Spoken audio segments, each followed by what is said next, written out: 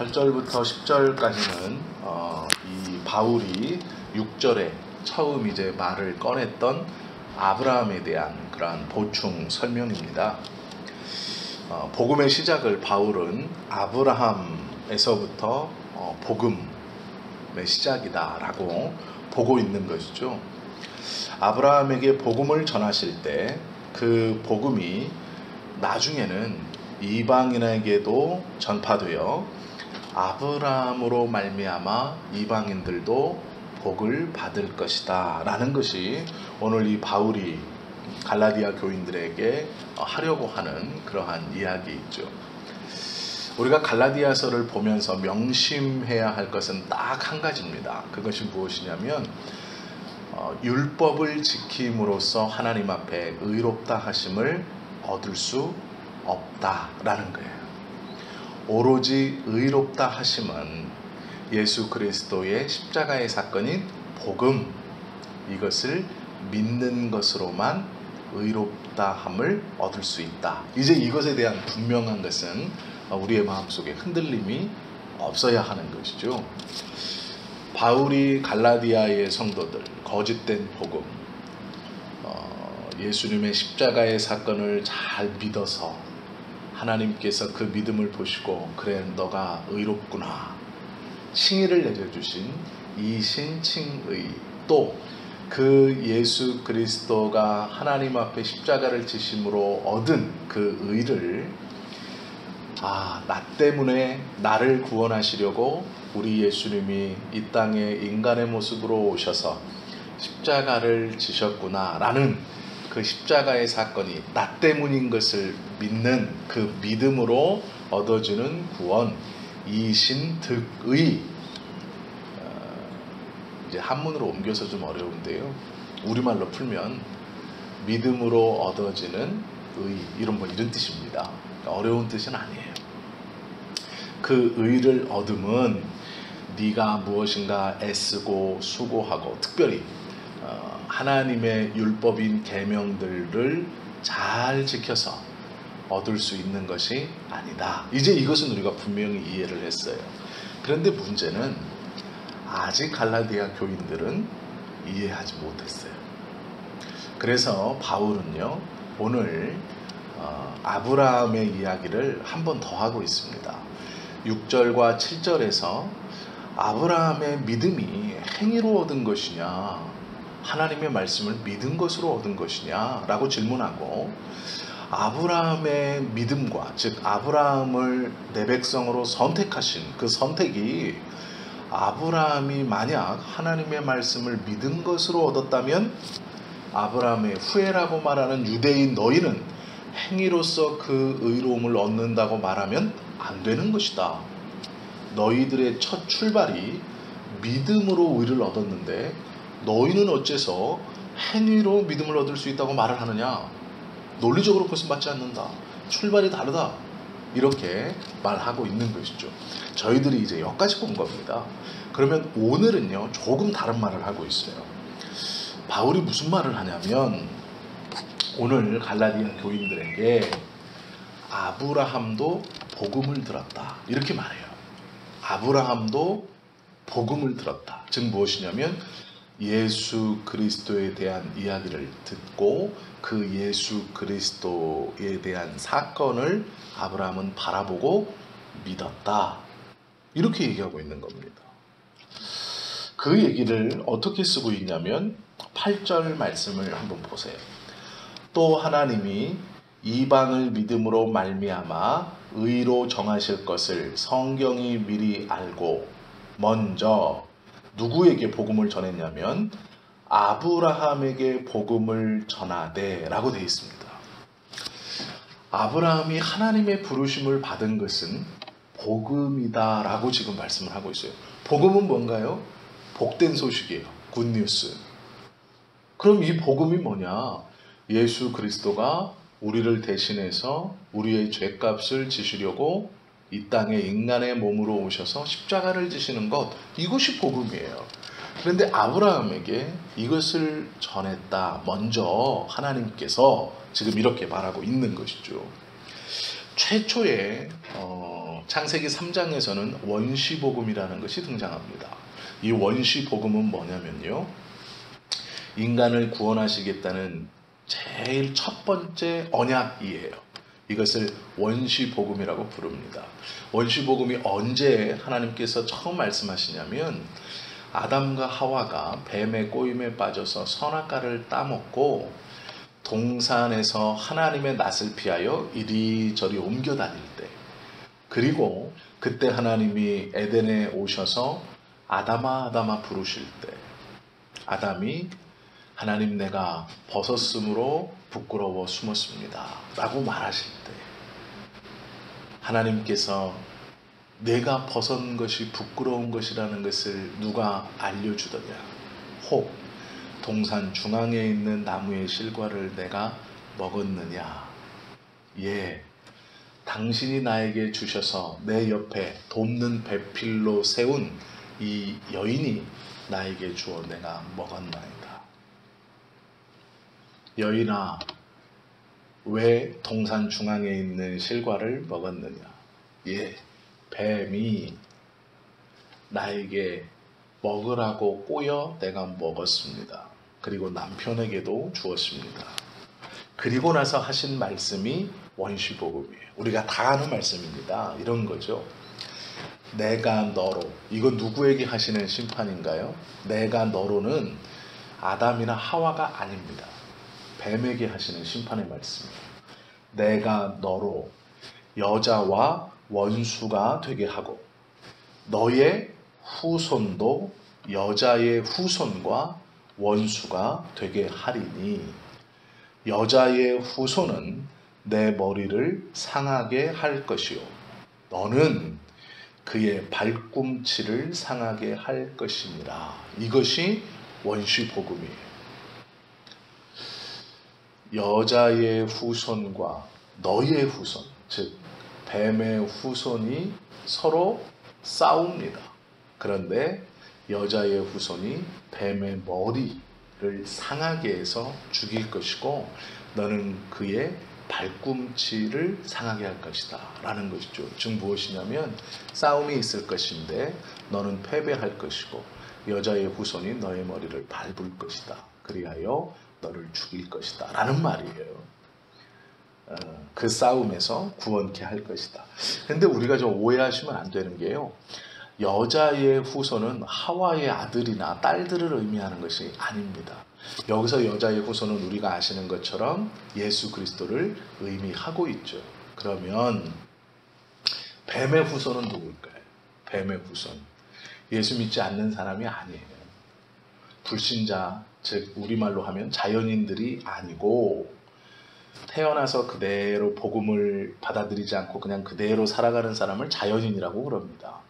그런데 예수님을 믿지 않는 사람들을 불신자라고 부르는 것 대신에 이 자연인들이라고 부르는 게 원래 맞아요. 그래서 이 자연인들이 예수님의 대적자들이 아니고 사단이 곧 예수님의 대적자가 돼요. 그래서 사단과 예수님이 싸우시고 예수님이 승리하신다 이렇게 말해요. 성경에서 여인들을 말할 때는요, 교회하고 똑같이 성경은 말합니다. 에베소서 5장 25절에 보면 남편들에게 이렇게 말해요. 아내 사랑하기를 하나님이 교회를 사랑하신 것처럼 사랑해라 이렇게 말해요. 즉 교회와 여인을 같은 대상으로 놓고 설명해 주는 구절들이 성경은 많습니다. 남편들은 아내를 사랑해라. 얼마만큼 사랑해야 되냐면 하나님이 교회를 사랑하시는 것처럼, 즉 하나님이 자기를 믿는 백성들의 모임을 사랑하는 것처럼 그렇게 사랑해라 라고 여인과 교회를 동일한 선상에 놓고 설명하시는 구절들이 종종 있습니다. 창세기에 나오는 메시아의 이 언약은요, 모든 산자의 어미라고 표현해 주실 때도 있어요. 하와의 이름을 이렇게 부릅니다. 모든 산자의 어미다 라고 가르쳐요. 그러면 모든 산자의 어미의 후손은 즉 교회입니다. 예수 그리스도예요. 예수 그리스도가 사단의 머리를 상하게 할 것이다. 이건 우리가 다 알고 있는 것이죠. 이 처음 말씀이 창세기 3장에 기록되어 있어요. 이것을 원시 복음, 제일 처음 보여주신 복음이라고 우리가 알고 있습니다. 근데 오늘 8절에서요 무슨 말을 하냐면 복음이라는 말을 씁니다. 아브라함에게 먼저 전해진 복음이다, 이렇게 설명하고 있어요. 아브라함은 그럼 뭔 복음을 받았길래, 아브라함 시대에 도대체 예수님께서 이 땅에 계시지도 않았고 하나님께서 아브라함에게 어떻게 예수 그리스도에 대한 복음을 설명해 주셨는가, 우리가 그것을 좀 이제 찾아보면 이 말씀이 이해가 돼요. 하나님은 아브라함에게 복음을 전해 주실 때, 이 복음이라는 것을 설명하실 때요 아브라함을 중심에 먼저 두십니다. 그래서 너희의 후손이라고 말해요. 아브라함아, 너희의 후손 중에 그 복음의 절정인 그 대상이 나올 것이다 라고 이렇게 말해요. 그래서 어떻게 말씀하시냐면 너로 인하여 모든 이방이 복을 받을 것이다. 거기서 말하는 모든 이방이 받을 복은 구원입니다. 아브라함을 통하여 모든 이방이 받을 복이 부자가 되거나 건강해지거나 출세하는 게 아니에요. 구원입니다. 아브라함의 후손을 통해서, 아브라함을 통해서 모든 이방이 받을 복은 구원이에요. 그러면 구원은 영생이죠. 즉 예수 그리스도로 말미암은 것이죠. 요한복음 8장 56절에 보면 예수님이 바리새인들 보고요 이렇게 말씀하세요. 너희 조상 아브라함은 나의 때 볼 것을 즐거워하다가 보고 기뻐하였느니라, 이렇게 말해요. 유대인들의 조상인 아브라함이요, 예수님께서 뭐라 그러시냐면 너희가 조상이라고 말하는 그 아브라함은 하나님께 처음으로 복음을 들은 자다. 그리고 그는 기뻐했는데 나의 때 보기를 간절히 사모하고 보고 기뻐했다, 이렇게 말해요. 이 말이 뭘까요? 내 몇 대 지나면 예수라는 아이가 태어나는데 그 아이가 사실은 하나님의 아들이면서 동정녀 마리아의 몸에서 성령으로 잉태되어 태어날 아이구나, 이거를 봤다는 게 아니에요. 그거를 이렇게 꿈이나 환상 중에 보고 기뻐했다는 말씀이 아니고, 자신의 후사 중 내가 하나님께 선택받아 그 하나님의 말씀을 믿음으로 의롭게 된 이 복을 나의 후사를 통해, 후사 중 누구를 통해 세상 모든 사람들이 그 복을 받는구나, 그것을 믿고 알고 기뻐했다, 이런 뜻입니다. 그 예수님 입장에서는 자기가 아브라함이 그렇게 기다리던 본인이에요. 그래서 그렇게 설명해 주시는 겁니다. 모든 사람이 아브라함의 후손 중 누구를 통해 모든 세상의 사람들이 하나님의 선택과 은혜를 받는 이 복을 받을 것인데 그가 나다. 그리하여 아브라함은 자신의 후사 중 그 복을 전해줄 사람이 있다는 것을 알고, 언제가 될지는 모르지만 기뻐했다. 그렇게 기뻐한 자가, 그렇게 기다리던 아브라함이 기다리고 바라고 기뻐했던 자가 나다, 이렇게 설명해 주시는 겁니다. 예수님께서 히브리서 11장에 보시면요 아브라함을 설명하면서, 제가 시간 때문에 이거를 읽지 않을까 하다가 한번 읽어드릴게요. 제가 읽어드릴게요.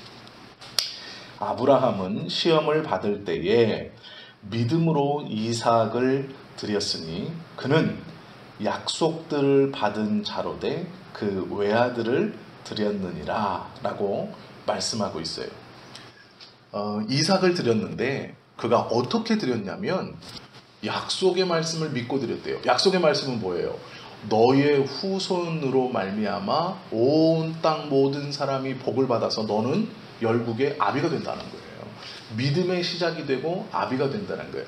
너의 후손을 통해서 이 복을 모든 사람이 받을 거라는 거예요. 그런데 지금 그 후손을 죽이라는 건데, 아브라함은요 그 후손을 죽이면 그게 이루어지지 않는 것이죠. 그런데 그것을 이루어 갑니다. 즉 행해요. 어떻게 행하느냐? 믿었기 때문이에요. 뭘 믿었느냐? 하나님의 말씀. 너의 후손을 통해 세상의 모든 사람들이 이 구원의 복을 받을 것이다 라는 것을 믿었기 때문에 나의 이 후사인 이삭을 제물로 바치더라도 하나님께서 이 이삭을 다시 살리셔서 나에게 약속해 주신 나의 후사로 말미암아 모든 백성들이 하나님의 구원의 복을 받는 것을 그분은 이루어 가실 것이다. 즉 이게 왜 이렇게 어렵게 얘기하냐면 아브라함이 이삭을 드릴 수 있었던 이유는 하나님의 그 약속의 말씀을 믿었기 때문이다. 이렇게 말하고 있는 겁니다. 이해가 되셨죠? 그러면서 9절 10절에 보면 히브리서 11장 9절 10절에 보면 조금 더 명확해요. 9절은 이렇게 말하죠.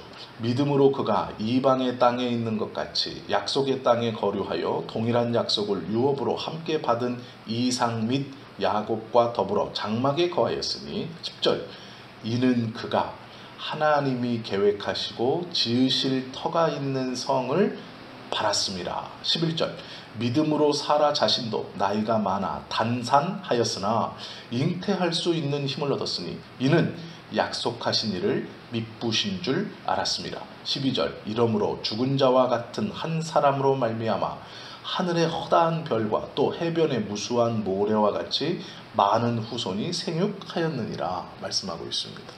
즉 아브라함이 그가 붙들었던 믿음이 뭐냐면 하나님께서 너희의 후사로 말미암아 세상의 모든 사람들이 네가 받은 그 복을 받을 것이다. 그러니 아브라함은요, 나의 후사 중 그 모든 사람을 복받게 할 사람이 태어난다는 거예요. 그것을 믿었기 때문에 하나님이 이 이삭을 드려도 절대로 내 후사를 끊어버리는 분이 아니시다라는 거예요. 그 믿음으로 드렸다. 지금 바울이 이렇게 설명하고 있는 겁니다. 왜 이렇게 설명할까요? 아브라함의 의는 아들을 드리는 행위로 얻은 것이 아니라는 거예요. 지금 유대인들이 어떻게 가르치고 있느냐? 아브라함이 하나님께 선택받은 이유는 하나님의 말씀인 아들을 드리라는 그 말씀을 지켜서 그것을 의로 여겨 선택되었다. 이렇게 가르치고 있기 때문에 그렇게 드릴 수 있는 이유는 드려서 의로 선택받은 게 아니라 그 전에 하나님이 약속해 주신 말씀을 믿었기 때문에 이삭을 드릴 수 있었던 것이다. 즉 드림이 먼저가 아니라 말씀을 믿은 것이 먼저였고 그 말씀을 믿었기 때문에 하나님께서 그 믿음을 의로 여겨 이스라엘이다. 나의 백성이다. 선택해 주셨다라는 거예요. 이해가 되셨죠? 지금 그 얘기를 하고 있는 겁니다. 바울이요. 갈라디아 교인들에게. 왜 이야기를 하고 있느냐? 교묘하게 율법을 지켜야 된다. 하나님의 선택은 이런 사람에게 있다. 이렇게 순종하고 말씀을 지키고 자기 것을 내어놓고 할례를 받고 그 구약에서 이스라엘 백성들이 선택받은 것은 믿음이 아니라 예수님이 없었기 때문에 믿음이 아니라 그 하나님의 말씀을 잘 지킴으로 순종함으로 얻었던 것이다. 그래서 이 믿음의 계보가 쭉 내려올 수 있었다. 지금 이렇게 가르치는 겁니다. 그래서 갈라디아 교인들을 미혹하고 있기에 바울이 그것이 아니고 믿음의 시작은 하나님의 말씀을 믿는 것에서부터 시작되었고 그 말씀 때문에 지금까지 행위가 아니라 그 하나님의 말씀 때문에 지금까지 이 구원의 줄기가 예수님까지 쭉 이어져 온 것이다. 이 이어져 옴은 사람의 행위가 아니고 행위 때문에 이어져 온 것이 아니라 유대인들의 율법을 지킴으로 때문에 이어져 온 것이 아니라 오로지 하나님의 약속의 말씀을 이루어 가시는 하나님 때문에 이것이 이루어져 와서 예수님까지 온 것이다. 이것이 너희가 믿는 복음이다. 이렇게 가르치고 있는 겁니다. 바울이 얼마나 마음속에 안타깝고 그 바울의 마음속에 갈라디아 교인들에게 지금 복음이 무엇인가를 이해시키기 위해서 하나하나 복음을 다시 풀어서 설명해 주고 있습니다. 우리도 또한 마찬가지죠. 우리 모두는요. 율법으로는 의를 얻을 수 없기 때문에 하나님께서는 그리스도를 세상에 보내셨어요. 우리 또한 무엇을 해서 하나님을 만족시켜서 내가 어떠한 것을 정말로 순종하고 나아가는 것은 매우 중요한 일이지만 그것을 통해서 나의 구원을 이루어 간다. 그것을 통해서 나의 구원을 성취해 간다. 내가 그것을 하지 못하면 부끄러운 것이고 그것을 하지 못했을 때 무엇인가 하지 못했을 때 하나님의 징계가 있을 것이다 라고 두려워 떠는 것은 참 복음을 모르는 사람입니다. 왜 그러냐면 하나님이 우리를 선택하시고 사랑하신다는 것은 자신의 아들인 독생자 예수 그리스도를 이미 태초 전에 세상을 만드시기 전에 하나님이 작정하셨고 그대로 행하신 하나님의 놀라운 계획 안에 들어가 있는 겁니다. 그 놀라운 계획이 왜 이루어졌냐? 왜 계획되어졌느냐? 우리들을 사랑하셨기 때문이죠. 우리들을 구원하시기 위해서입니다.